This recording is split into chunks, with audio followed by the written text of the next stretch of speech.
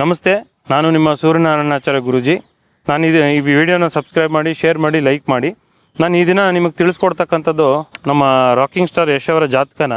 So ಈ ಜಾತಕದಲ್ಲಿ ಏನೇನೆಲ್ಲ ಯೋಗ ಆಗಿದೆ, ಏನೇನೆಲ್ಲ ಕಾಂಬಿನೇಷನ್ ಆಗಿದೆ ಅಂತ ನಾನು ನಿಮಗೆ ಈ ದಿನ ತಿಳಿಸ್ಕೊಡ್ತೀನಿ. ಸೊ ನೋಡಿ, ಈ ಜಾತಕದಲ್ಲಿ ಇದು ಮೀನ ಲಗ್ನ ಜಾತಕ. ಮೀನ ಲಗ್ನ ಜಾತಕದಲ್ಲಿ ಏನಾಗ್ತಿದೆ ಅಂತ ಹೇಳಿದ್ರೆ, ಲಗ್ನಾಧಿಪತಿ ಗುರು 12ನೇ ಮನೆಗೆ ಹೋಗಿದ್ದಾರೆ, ಅಥವಾ ಸ್ವಲ್ಪ ವೀಕ್ ಆಗಿದೆ.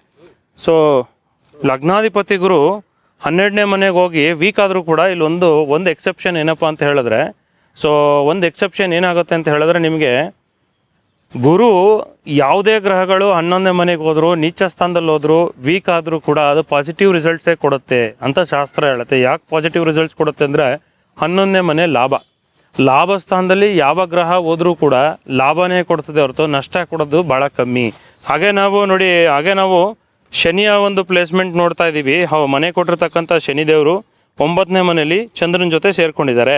ಸೊ 9ನೇ ಮನೆಯಲ್ಲಿ ವೃಶ್ಚಿಕ ರಾಶಿಯಲ್ಲಿ ಇದ್ದಾರೆ ಶನಿದೇವರು. ಆ್ಯಕ್ಚುಲಿ ಹೇಳಬೇಕು ಅಂತಂದರೆ, ಸೊ ಇಲ್ಲಿ ಶನಿದೇವರು ಯಾವ ರೀತಿ ಪ್ಲೇಸ್ಮೆಂಟ್ ಆಗ್ತದೆ ಅಂದರೆ, ಚಂದ್ರನ ರಾಶಿಯಲ್ಲಿ ಶನಿದೇವರು ಇರೋದ್ರಿಂದ, ಸೊ ಇದು ಒಂದು ರೀತಿ ಆ್ಯಕ್ಚುಲಿ ಕ್ಯಾಲ್ಕುಲೇಷನ್ ಮಾಡಿಕೊಂಡ್ರೆ ಅಂಥ ಒಂದು ನೆಗೆಟಿವ್ ಯೋಗ ಆಗೋದಿಲ್ಲ, ಇದು ಪಾಸಿಟಿವೇ ಆಗುತ್ತೆ.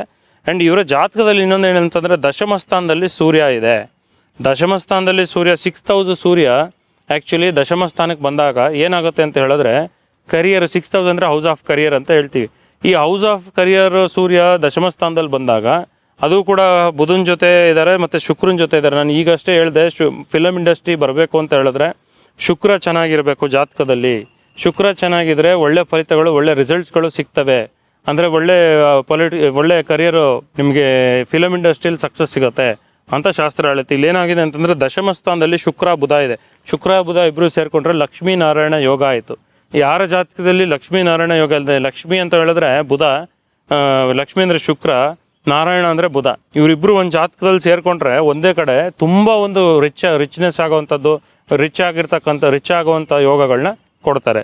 ಸೊ ಸೂರ್ಯ ಮತ್ತು ಬುಧ ಸೇರಿ ಬುಧಾದಿತ್ಯ ರಾಜಯೋಗ ಕೊಟ್ಟರು. ಒಳ್ಳೆ ಬಿಸ್ನೆಸ್ ಮ್ಯಾನು, ಒಳ್ಳೆ ಒಂದು ಅನುಕೂಲ, ಒಳ್ಳೆ ಪವರು, ಒಳ್ಳೆ ಸಕ್ಸಸ್ಸು, ಲೈಫಲ್ಲಿ ಒಳ್ಳೆ ಲೀಡರ್ಶಿಪ್ ಕ್ವಾಲಿಟಿ, ಹೈ ಲೆವೆಲ್ ಜೀವನ ಅನ್ನೋದನ್ನ ಕೊಡ್ತಾರೆ. ಸೊ ಅದೇ ರೀತಿ ಬುಧನ ಜೊತೆ ಶುಕ್ರ ಕೂಡ ಇಲ್ಲೇ ಲಕ್ಷ್ಮೀನಾರಾಯಣ ಯೋಗ ಮಾಡ್ತಾ ಇರೋದ್ರಿಂದ ತುಂಬ ಅನುಕೂಲವಾದಂಥ ಒಂದು ಕಂಫರ್ಟ್ಸು, ಲಕ್ಸುರಿ, ವೆಲ್ತ್ ಎಲ್ಲ ಕೊಡ್ತಾರೆ. ಸೊ ಈ ಒಂದು ಯೋಗ ಇವರ ಜಾತಕದಲ್ಲಿ ಆಗ್ತಾ ಇದೆ. ಮತ್ತು ರಾಹು 2ನೇ ಮನೆಯಲ್ಲಿದೆ. ರಾಹು 2ನೇ ಮನೇಲಿ ಬಂದಾಗ ಏನಾಗುತ್ತೆ ಅಂತ ಹೇಳಿದ್ರೆ, ಯೂಶಲ್ ಆಗಿ ನೋಡಿ, ರಾಹು ಯಾವ ಜಾಗದಲ್ಲಿದ್ದರೂ ಅಲ್ಲಿಂದ ದುಡ್ಡನ್ನ ತೆಗಿಯೋದಕ್ಕೆ ಪ್ರಯತ್ನ ಮಾಡ್ತಾನೆ. ಈಗ 2ನೇ ಮನೆಯಲ್ಲಿ ಇರೋಂಥ ರಾಹು ಏನು ಮಾಡ್ತಿದ್ದಾನೆ, ತನ್ನ ಸ್ವಂತ ಕುಜನ್ನ ನೋಡ್ತಾ ಇದ್ದಾನೆ, ಅಷ್ಟಮದಲ್ಲಿ ಇರೋಂಥ ಕುಜನ. ಇಲ್ಲೇನಾಗುತ್ತೆ, ಕುಜನ್ನ ಈಗ ನೋಡಿ, 2ನೇ ಮನೆನ ಕುಜ 8ನೇ ಮನೆಯಿಂದ ನೋಡ್ತಾ ಇದ್ದಾನೆ.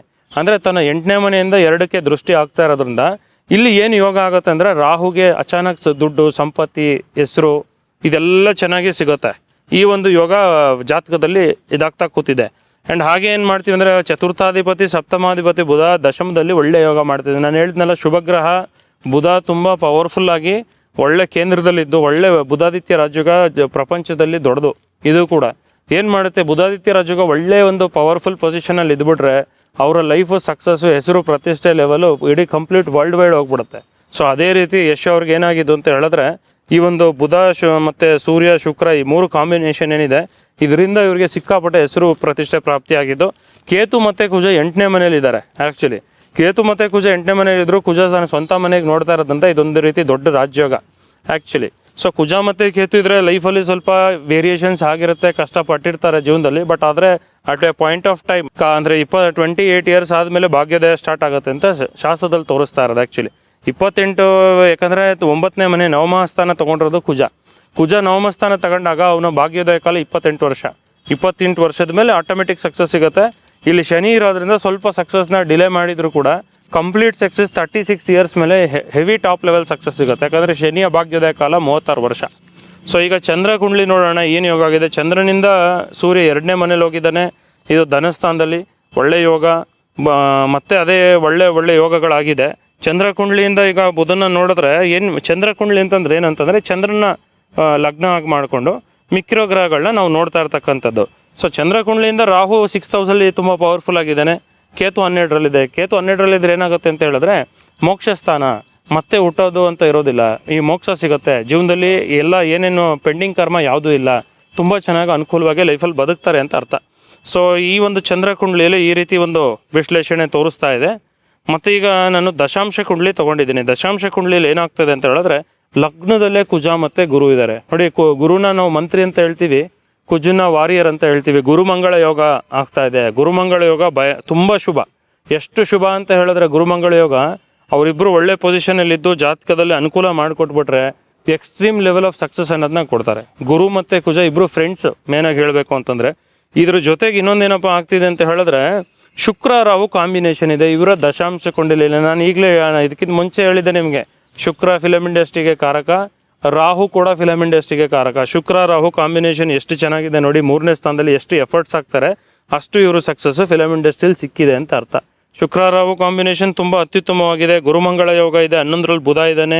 ಬುಧ 11ರಲ್ಲಿ ಇರೋದು ತುಂಬ ಒಳ್ಳೆಯದು. ಆ್ಯಕ್ಚುಲಿ ಹೇಳ್ಬೇಕಂದ್ರೆ ವೀಕ್ ಆದರೂ ಕೂಡ ಒಳ್ಳೆ ಫಲಗಳನ್ನ ಕೊಡ್ತವೆ ಅಂತ ಹೇಳ್ತೀನಿ. 4th ಹೌಸಲ್ಲಿ ಸೂರ್ಯ ತನ್ನ ಸ್ವಂತ ಮನೇಲಿದ್ದು ದಶಮ ಸ್ಥಾನಕ್ಕೆ ದೃಷ್ಟಿ ಬಿಡ್ತಾ ಇದ್ದಾನೆ.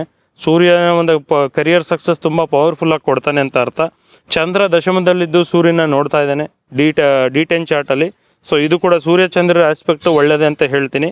ಸೊ ಈ ಒಂದು ಜಾತಕದಲ್ಲಿ ಕ್ಯಾಲ್ಕುಲೇಷನ್ ಹಾಕೊಂಡ್ರೆ ಎಲ್ಲ ಗ್ರಹಗಳು ತುಂಬ ಪವರ್ಫುಲ್ ಆಗಿದೆ. ನವಾಂಶದಲ್ಲಿ ನೋಡಿ, ನವಾಂಶ ಅಂತ ಬಂದಾಗ ಕುಜ ತನ್ನ ಸ್ವಂತ ಮನೆಯಲ್ಲಿದ್ದಾನೆ ಪಂಚಮ ಸ್ಥಾನದಲ್ಲಿ. ಕುಜ ಹೆವಿ ಪವರ್ಫುಲ್ ಆಗಿದ್ದಾನೆ. ಗುರು ಇವರ ಪೂರ್ವ ಜನ್ಮದ ಪುಣ್ಯದ ಫಲ ಭಯಂಕರ ಸ್ಟ್ರಾಂಗ್ ಆಗಿದೆ. ಯಾಕಂದರೆ ಗುರು ನವಮ ಸ್ಥಾನದಲ್ಲಿ ಬರೋದು ಅಂತಂದರೆ ನಾರ್ಮಲ್ ಮಾತಲ್ಲ. ಪೂರ್ವ ಜನ್ಮದ ಪುಣ್ಯದ ಫಲ ತುಂಬ ಸ್ಟ್ರಾಂಗ್ ಆಗಿದ್ದು ಇವರಿಗೆ ದೇವರ ಒಂದು ಆಶೀರ್ವಾದ ಕೃಪೆ ಅಷ್ಟು ಚೆನ್ನಾಗಿ ಸ್ಟ್ರಾಂಗ್ ಆಗಿದ್ದರೆ ಮಾತ್ರ ಗುರು 9ನೇ ಮನೇಲಿ ನವಾಂಶದಲ್ಲಿ ಬರೋದು. ಶುಕ್ರ ಶನಿ 11ರಲ್ಲಿದೆ ನೋಡಿ. ಕೋಟೀಶ್ವರ ಯೋಗ ಯಾಕೆ ಬರುತ್ತೆ, ತುಂಬ ಕೋಟಿಗಟ್ಟಲೆ ಸಂಪಾದನೆ ಹೇಗೆ ಮಾಡ್ತಾರೆ ಅಂತ ಹೇಳಿದ್ರೆ ಶುಕ್ರ ಮತ್ತು ಶನಿ ಇವರಿಬ್ಬರ ಕಾಂಬಿನೇಷನ್ ಬೈ ಚಾನ್ಸ್ ತುಲಾ ರಾಶಿಲಿ ಇಲ್ಲ ವೃಷಭ ರಾಶಿಲಿ ಬಂದರೆ ಎಕ್ಸ್ಟ್ರೀಮ್ ಲೆವೆಲ್ ಆಫ್ ರಿಚ್ನೆಸ್ ಅಂತ ಇರುತ್ತೆ. ಅವರು ಯಾವ ಲೆವೆಲಲ್ಲಿ ಶ್ರೀಮಂತರಾಗ್ತಾರೆ ಅಂತ ಹೇಳಿದ್ರೆ ಆ ಟೈಮ್ ತಕ್ಕಂಗೆ ತುಂಬ ಶ್ರೀಮಂತರಾಗ್ತಾರೆ ಅನ್ನೋದಕ್ಕೆ ಇದೇ ಉದಾಹರಣೆ. ಇದ್ರ ಜೊತೆಗೆ ನವಾಂಶದಲ್ಲಿ ಭದ್ರ ಮಹಾಪುರುಷ ಯೋಗ ಆಗ್ತಾ ಇದೆ. ಭದ್ರ ಮಹಾಪುರುಷ ಯೋಗ ಅಂತಂದರೆ ಒಳ್ಳೆ ಹೈಟು, ಒಳ್ಳೆ ಪರ್ಸ್ನಾಲಿಟಿ, ಒಳ್ಳೆ ನಾಲೆಡ್ಜು, ಒಳ್ಳೆ ಸಂಪಾದನೆ, ಒಳ್ಳೆ ಬಿಸ್ನೆಸ್ ಮ್ಯಾನ್ ಆಗ್ತಕ್ಕಂಥದ್ದು. ಫಿಲಮ್ ಇಂಡಸ್ಟ್ರಿಯಲ್ಲಿ ಒಂದು ಭಾಗ ಆದರೆ ಬಿಸ್ನೆಸ್ ಪ್ಲಾನು ಕೂಡ ಅಷ್ಟೇ. ಇವರು ಯಶ್ ಅವರು ಅಷ್ಟು ಚೆನ್ನಾಗಿ ಒಂದು ಬುದ್ಧಿ ಇರ್ತಕ್ಕಂಥದ್ದು, ಡಿಸಿಷನ್ ಮೇಕಿಂಗ್ ಕೆಪಾಸಿಟಿ ಆಗಲಿ, ಜೀವನದಲ್ಲಿ ಒಂದು ಪಾತ್ವೇಲಿ ಹೋಗೋದಾಗಲಿ, ಇದೆಲ್ಲ ಇವರ ಜಾತಕದಲ್ಲಿ ಇಷ್ಟು ಯೋಗಗಳು ಫಾರ್ಮೇಷನ್ ಆಗ್ತಾ ಇದೆ. ಇಷ್ಟು ಯೋಗ ಫಾರ್ಮೇಷನ್ ಆಗಿರೋದ್ರಿಂದನೇ ಅವ್ರಿಗೆ ಈ ಒಂದು ಲೆವೆಲ್ ಸಕ್ಸಸ್ಸು, ಈ ಒಂದು ಲೆವೆಲ್ ಪ್ರತಿಷ್ಠೆ ಸಿಕ್ಕಿರೋದು. ಇನ್ನೂ ತುಂಬ ದೊಡ್ಡ ಲೆವೆಲ್ ಸಕ್ಸಸ್ ಸಿಗುತ್ತೆ. ಯಾಕಂತಂದರೆ ಗ್ರಹಗಳು ಇನ್ನೂ ತುಂಬ ಪವರ್ಫುಲ್ ಆಗಿ ಕಾಣ್ತಾ ಇರೋದ್ರಿಂದ, ದಶಾಂತರ್ದಶೆ ಚೆನ್ನಾಗಿರೋದ್ರಿಂದ ಇನ್ನೂ ತುಂಬ ಎಕ್ಸ್ಟ್ರೀಮ್ ಲೆವೆಲ್ ಆಫ್ ಸಕ್ಸಸ್ ಅನ್ನೋದನ್ನ ಸಿಗುತ್ತೆ ಅಂತ ನಾನು ನಿಮಗೆ ತಿಳಿಸ್ಕೊಡ್ತಾ ಇದ್ದೀನಿ. ಸೊ ಇದು ಯಶ್ ಅವರ ಜಾತಕ. ಸೊ ಇದ್ರ ಜೊತೆಗೆ ಇನ್ನೊಂದು ನಾನು ನಿಮಗೆ ಏನು ತಿಳಿಸ್ಕೊಡ್ಬೋದು ಅಂತ ಹೇಳಿದ್ರೆ, ಚಂದ್ರಕೇತು 2ನೇ ಮನೇಲಿದೆ ಇಲ್ಲಿ ಆ್ಯಕ್ಚುಲಿ ಈ ಜಾತಕದಲ್ಲಿ. ಸೊ ಚಂದ್ರಕೇತು 2ನೇ ಮನೇಲಿದ್ದಾಗ ಏನಪ್ಪ ಆಗುತ್ತೆ ಅಂತ ಹೇಳಿದ್ರೆ ನೋಡಿ, ಚಂದ್ರ ಧನಸ್ಥಾನದಲ್ಲಿದೆ. ಅಂದರೆ ಯೂಶಲ್ ಆಗಿ ಶುಭ ಗ್ರಹಗಳು ಧನಸ್ಥಾನದಲ್ಲಿ ಬಂದರೆ, ಅದು ಎಸ್ಪೆಷಲಿ ಚಂದ್ರ ಮತ್ತು ಗುರು ಮತ್ತು ಶುಕ್ರ ಮತ್ತು ನಿಮಗೆ ಹೇಳಬೇಕು ಅಂತ ಹೇಳಿದ್ರೆ ಬುಧ ಧನಸ್ಥಾನದಲ್ಲಿ ಬಂದರೆ ಒಳ್ಳೆ ಮನಿ ಫ್ಲೋ ಇರುತ್ತೆ. ಮನಿ ಫ್ಲೋ ಲೆವೆಲು, ದುಡ್ಡು ಕಾಸಾಗಲಿ, extreme level of money flow ಇರ್ತದೆ. ಎಲ್ಲ ರೀತಿ ಚೆನ್ನಾಗಿರುತ್ತೆ ಅಂತ ಶಾಸ್ತ್ರ ಹೇಳುತ್ತೆ. ಚಂದ್ರ ಚೆನ್ನಾಗಿದೆ ಇವ್ರ ಜಾತಕದಲ್ಲಿ. ಆದರೆ ಕೇತು ಜೊತೆ ಸೇರಿದೆ. ನಾನು ಕೇತು ಜೊತೆ ಚಂದ್ರ ಸೇರಿದ್ರು ಕೂಡ ಏನಾಗುತ್ತೆ ಅಂತಂದ್ರೆ, ಇಫ್ ಇನ್ ಕೇಸ್ ಚಂದ್ರ ಗಟ್ಟಿ ಇದ್ದಾನೆ ಅಂದ್ಕೊಳ್ಳಿ, ಈಗ 100% ಚಂದ್ರ ಪವರ್ಫುಲ್ ಆಗಿರ್ತಾನೆ ಜಾತಕದಲ್ಲಿ. 100% ಪವರ್ಫುಲ್ ಆಗಿ ಚಂದ್ರ ಇದ್ದು ರಾಹು ಕೇತುಗಳು ವೀಕ್ ಆಗಿದ್ದು ಚಂದ್ರನ ಜೊತೆ ಸೇರಿಕೊಂಡ್ರು, ಅವಾಗ ಚಂದ್ರ ರಾಹು ಕೇತುಗಳ ನೆಗೆಟಿವಿಟಿನೇ ಕಮ್ಮಿ ಮಾಡಿಬಿಡ್ತಾನೆ ಅಂತ ಶಾಸ್ತ್ರ ಹೇಳುತ್ತೆ. ಚಂದ್ರನು ಕೂಡ ಏನು ನಾರ್ಮಲ್ ಅಲ್ಲ. ರಾಹು ಕೇತು ನೆಗೆಟಿವಿಟಿ ಕಮ್ಮಿ ಮಾಡೋಕ್ಕಾಗಲ್ಲ ಅಂತಲ್ಲ. ಯಾವುದೇ ಗ್ರಹ ಆಗಲಿ ಅದಕ್ಕೆ ಬಲಗಳನ್ನ ನೋಡಿ, ಸ್ಟ್ರೆಂತ್ ನೋಡಿದ್ರೆ ಏನೂ ಹೇಳೋದಕ್ಕಾಗಲ್ಲ. ಸ್ಟ್ರೆಂತು ಯಾವ ಗ್ರಹಕ್ಕೆ ಜಾಸ್ತಿ ಇದೆ ಆ ಗ್ರಹ ಇನ್ನೊಂದು ಗ್ರಹನ ಡಾಮಿನೇಟ್ ಮಾಡ್ಬೋದು, ಅದಂತೂ ನಾನು ಹೇಳ್ತೀನಿ. ಸೊ ಇವರ ಜಾತಕದಲ್ಲಿ ನವಾಂಶದಲ್ಲಿ ಲಗ್ನದಲ್ಲಿ ನೋಡಿದ್ರೆ ಆವ್ರೇಜ್ ಕಾಣ್ತದೆ ಗ್ರಹಗಳು. ನವಾಂಶದಲ್ಲಿ ಎಲ್ಲ ಗ್ರಹಗಳು ಉಚ್ಚ ಸ್ಥಿತಿಲಿದೆ. ಕುಜ ಚೆನ್ನಾಗಿದ್ದಾನೆ, ಬುಧ ಚೆನ್ನಾಗಿದೆ, ಶುಕ್ರ ಶನಿ ಯೋಗ, ಗುರು ಚೆನ್ನಾಗಿದೆ, ಚಂದ್ರನೂ ಪವರ್ಫುಲ್ಲು, ರಾಹು ಕೇತು ಸ್ವಲ್ಪ ವೇರಿಯೇಷನ್ ಇದೆ. ಬಟ್ ಸ್ಟಿಲ್ ಎಲ್ಲ ಗ್ರಹಗಳು ಒಂದು ಅನುಕೂಲವಾಗಿ ಒಂದು ಒಳ್ಳೆಯ ರಿಸಲ್ಟ್ಸ್ನ ಕೊಡೋದಕ್ಕೆ ಜಾತಕ ನವಾಂಶದಿಂದ ಕಂಡು ಬರ್ತಾ ಇದೆ. ಸೊ ಇದು ಅವರ ಜಾತಕದ ವಿಶ್ಲೇಷಣೆ. ನಮಸ್ತೆ.